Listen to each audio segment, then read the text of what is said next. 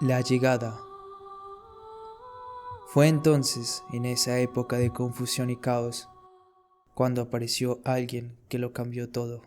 De la oscuridad de nuestra propia historia surgió un joven que nos mostraría un nuevo destino que jamás hubiéramos soñado. Un simple niño que, con el tiempo, haría que se tambaleesen los mismos pilares del mundo. Era de origen humilde, pero incluso los más grandes reyes y emperadores llegarían a inclinarse ante él. Hoy se le conoce por muchos nombres, como el Iluminado, Rey de Reyes o Hijo de Dios, pero el primero por el que se le conoció fue Abel. Aunque existen incontables controversias eclesiásticas sobre su infancia, que permanece sumida en el misterio, la primera constancia que se tuvo de él en Gaia fue en una pequeña aldea de la región actualmente conocida como El Dominio. Por aquel entonces, todo el territorio se encontraba envuelto en continuos conflictos armados, siendo habitual que diversos señores se disputasen el control del pueblo y ciudades. Ese día, la aldea de Nazaret se encontraba bajo el ataque de una pequeña compañía militar, que no tenía más intención que saquear el pueblo y someterlo. Abel apareció en pleno asalto, caminando lentamente hacia el orgulloso capitán de los soldados. Nadie levantó sus armas contra él, fueron incapaces de hacerlo. Una vez, ante el guerrero, el pequeño, que apenas contaría con 10 años, sonrió tranquilo. Hoy se inicia una nueva era. Serían las primeras palabras que le escucharían decir y con las cuales pasaría a la historia. A continuación, habló con la inocencia de un niño y la sabiduría de un anciano, y ninguno de los presentes pudo dejar de atenderle. El capitán quedó sobrecogido y al descubrir que el chiquillo no era más que un vagabundo errante, decidió seguirlo a donde fuese, incluso a las mismas profundidades del infierno. Aquel hombre sería el primero de sus discípulos, y llegado el momento, también el primero de sus 12 apóstoles, Pietro y Giovanni. Abel viajó de un lado a otro, llevando consigo su palabra a todas partes.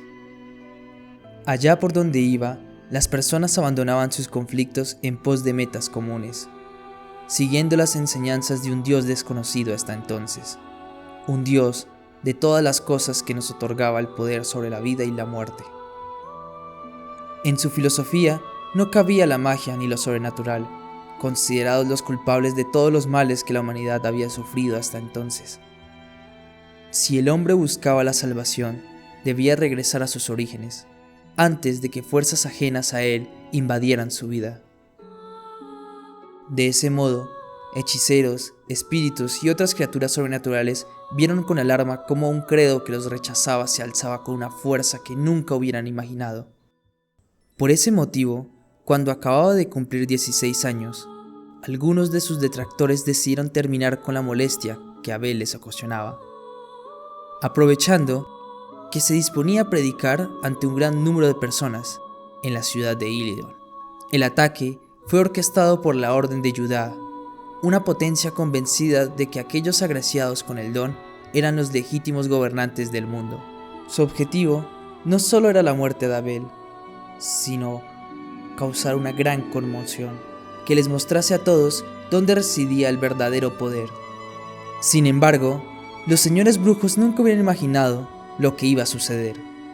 Aquella noche, Abel nos enseñaría que Dios no solo traía amor y misericordia, sino también justo castigo y venganza.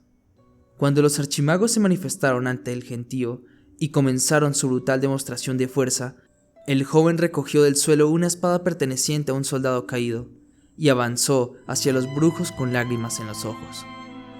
Pobres, en cierta manera siento lástima de ellos. Jamás entendieron a lo que se enfrentaban. Las guerras de la cruz. Tras aquellos sucesos, la actividad pasiva de Abel cambió. Reunió a sus seguidores más cercanos, a los que le otorgó el título de apóstoles, y les explicó que había llegado el momento de cambiar el orden del mundo para siempre.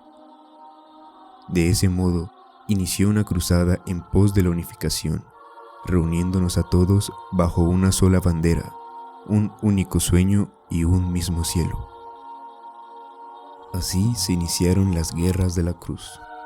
Reinos y naciones enteras se rindieron a sus pies. Señores de la guerra y emperadores entregaron sus armas y coronas gustosos, todos fascinados por la deslumbrante figura de Abel.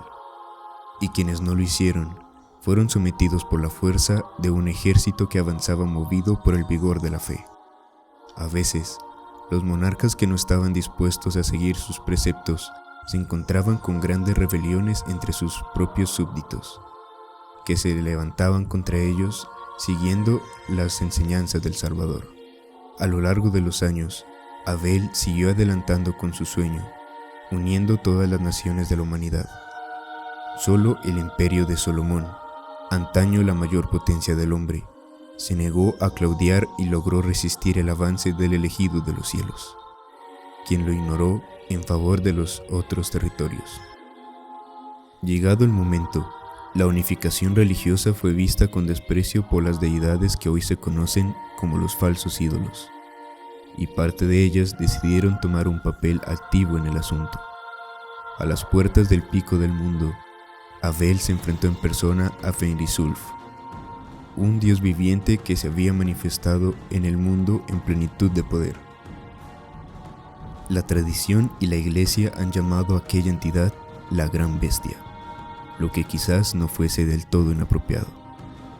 Contra todo pronóstico, Abel destruyó a la deidad, derramando con sus propias manos la sangre de un dios. En aquel instante, Saulo, sumo sacerdote de los falsos ídolos, tomó la sangre de Fenrisulf y marcó la frente de Abel con una cruz. Así se le daría el nombre de Cristo, que significa el ungido, y a partir de entonces todos comprenderían que era el mismísimo Hijo de Dios. Tras aquel acto de poder, el mundo se percató de que el hombre se hallaba de nuevo en una época de apogeo, y, por primera vez en mucho tiempo, la humanidad volvió a atraer toda la atención de las demás razas. Embajadores de varias culturas trataron de establecer contacto con Cristo, pero como única respuesta cerramos nuestras fronteras apartándonos de todo aquel que no era como nosotros. El imperio de Silvanus aceptó a regañadientes, puesto que no deseaba entablar un conflicto abierto, y las tribus Hayán, que se encontraban en los territorios humanos, fueron expulsadas por la fuerza. El resto de razas, etnias y culturas hizo paulatinamente lo mismo, olvidándose del hombre y de sus asuntos. Solo el pueblo de las sombras supuso una verdadera amenaza. Pese a tener meramente una fracción del poder que dispusieron antaño, los Duxarit eran una potencia a la que difícilmente podíamos enfrentarnos. En su orgullo, jamás permitirían que le cerrasen el paso a ningún sitio. Pero, una vez más, Cristo hizo algo que nadie pudo imaginar. Entró completamente solo en Cronos, la capital flotante de los Duxarit, donde ningún humano había puesto los pies sin recibir una invitación. Ante el asombro general, caminó hasta las mismas puertas del palacio y exigió ver a la emperatriz Fometeum Noa. Este atrevimiento despertó la curiosidad de la señora de Cronos, quien aceptó recibir al Mesías.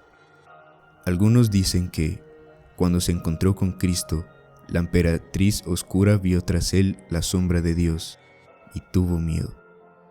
Yo pienso que en realidad se sintió tan deslumbrada por su magnetismo como cuantos le habían conocido hasta entonces, y decidió darle a la humanidad una oportunidad de demostrar cuáles eran sus límites.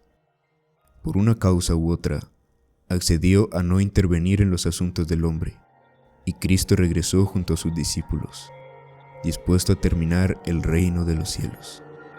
Por aquel entonces contaba con 28 años.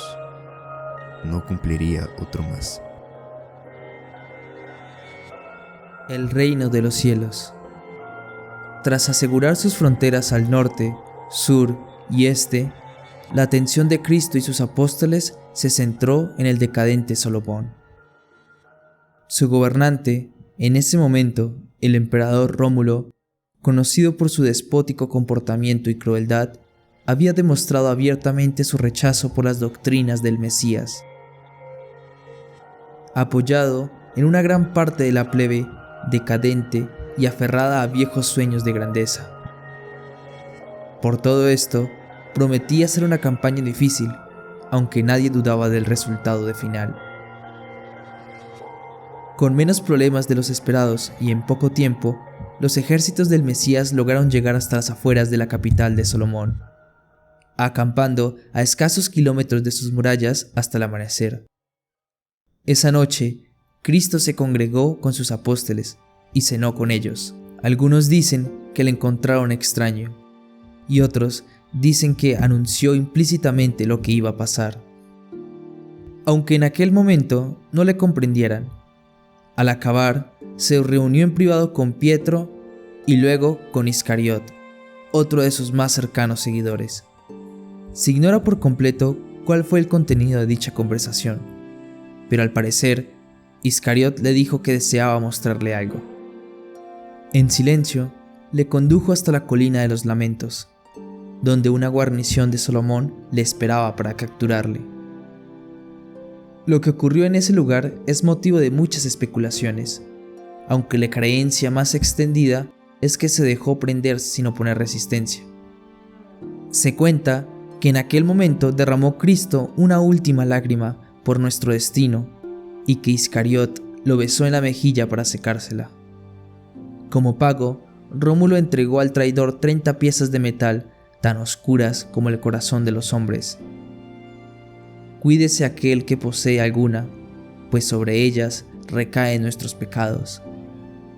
A la mañana siguiente, Cristo apareció crucificado en las murallas de Salomón, donde yació durante 13 largas horas. Cuando finalmente expiró, no se abrieron los cielos ni tembló la tierra, no llovió sangre, ni se hizo un minuto de silencio en el firmamento, pero Cristo había muerto.